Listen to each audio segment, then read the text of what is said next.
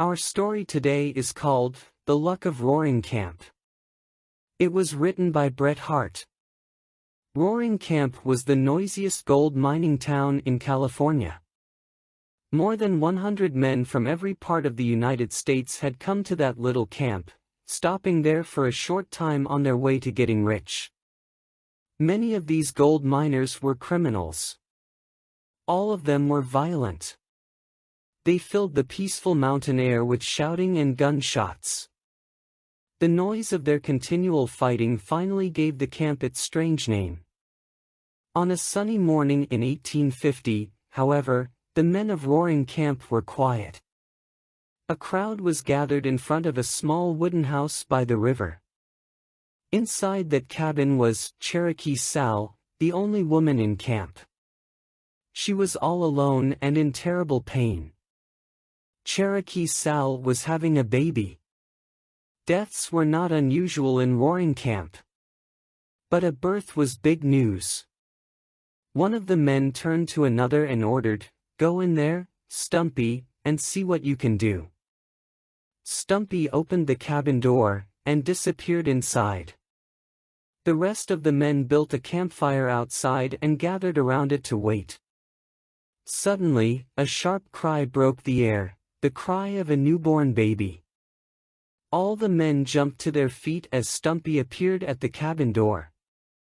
Cherokee Sal was dead. But her baby, a boy, was alive. The men formed a long line. One by one they entered the tiny cabin. On the bed, under a blanket, they could see the body of the unlucky mother. On a pine table, near that bed, was a small wooden box. Inside lay Roaring Camp's newest citizen, wrapped in a piece of bright red cloth. Someone had put a large hat near the baby's box. And as the men slowly marched past, they dropped gifts into the hat. A gold tobacco box. A silver gun. A diamond ring. A lace handkerchief. And about $200 in gold and silver. Only one incident broke the flow of the men through the cabin. As a gambler named Kentucky leaned over the box, the baby reached up and held one of the man's fingers. Kentucky looked embarrassed. "That funny little fellow," he said, as he gently pulled his hand out of the box. He held up his finger and stared at it. "He grabbed my finger," he told the men. "That funny little fellow." The next morning, the men of Roaring Camp buried Cherokee Sal. Afterwards, they held a formal meeting to discuss what to do with the baby. Everyone in the camp voted to keep the child. But nobody could agree on the best way to take care of it. Tom Ryder suggested bringing a woman into the camp to care for the baby. But the men believed no good woman would accept Roaring Camp as her home. And they decided that they didn't want any more of the other kind. Stumpy didn't say a word during these long discussions. But when the others finally asked his opinion, he admitted that he wanted to continue taking care of the baby himself. He had been feeding it milk from a donkey, and he believed he could raise the baby just fine. There was something original, independent, even heroic about Stumpy's plan that pleased the men of Roaring Camp. Stumpy was hired. All the men gave him some gold to send for baby things from the city of Sacramento. They wanted the best that money could buy. By the time the baby was a month old, the men decided he needed a name. All of them had noticed that since the baby's birth, they were finding more gold than ever before. One day Oakhurst declared that the baby had brought the luck to Roaring Camp. So Luck was the name they chose for him, adding before it the first name, Tommy. A name day was set for him. The ceremony was held under the pine trees with Stumpy saying the simple words, "I proclaim you Thomas Luck, according to the laws of the United States and the state of California, so help me God." Soon after the ceremony, Roaring Camp began to change. The first improvements were made in the cabin of Tommy, or the Luck as he was usually called. The men painted it white, planted flowers around it and kept it clean. Tuttle's store, where the men used to meet to talk and play cards, also changed. The owner imported a carpet and some mirrors. The men, seeing themselves in Tuttle's mirrors, began to take more care about their hair, beards and clothing. Stumpy made a new law for the camp. Anyone who wanted the honor of holding the Luck would have to wash daily. Kentuck appeared at the cabin every afternoon in a clean shirt, his face still shining from the washing had given it. The shouting and yelling that had given the camp its name also stopped.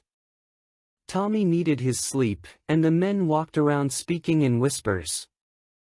Instead of angry shouts, the music of gentle songs filled the air. Strange new feelings of peace and happiness came into the hearts of the miners of Roaring Camp.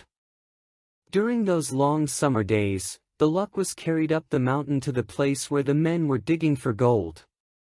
He would lie on a soft blanket decorated with wild flowers the men would bring.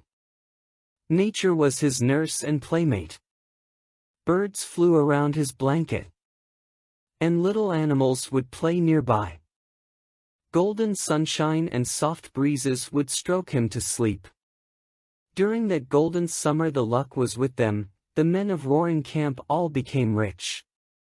With the gold they found in the mountains came a desire for further improvement.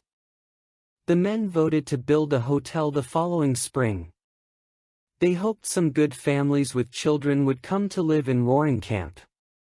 But some of the men were against this plan. They hoped something would happen to prevent it. And something did.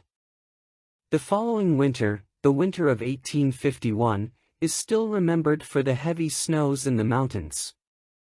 When the snow melted that spring, every stream became an angry river that raced down the mountains, tearing up trees and bringing destruction.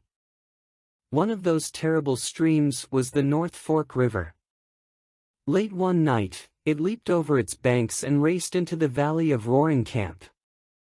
The sleeping men had no chance to escape the rushing water, the crashing trees and the darkness. When morning came, Stumpy's cabin near the river was gone. Further down in the valley they found the body of its unlucky owner. But the pride, the hope, the joy, the luck of Roaring Camp had disappeared. Suddenly, a boat appeared from around a bend in the river. The men in it said they had picked up a man and a baby. Did anyone know them? Did they belong here? Lying on the bottom of the rescue boat was Kentuck.